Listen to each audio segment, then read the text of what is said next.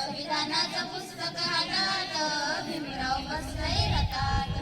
रथाच्या भोवती जमलाय झेंडा, रथाच्या भोवती जमलाय झेंडा. रथाला लावलाय निळाचा झेंडा, रथाला लावलाय निळाचा झेंडा. निळे निळे लोक हाय, निळे निळे लोक हाय, त्यात भीम एक आहे कोट्यवधी गणगोतात.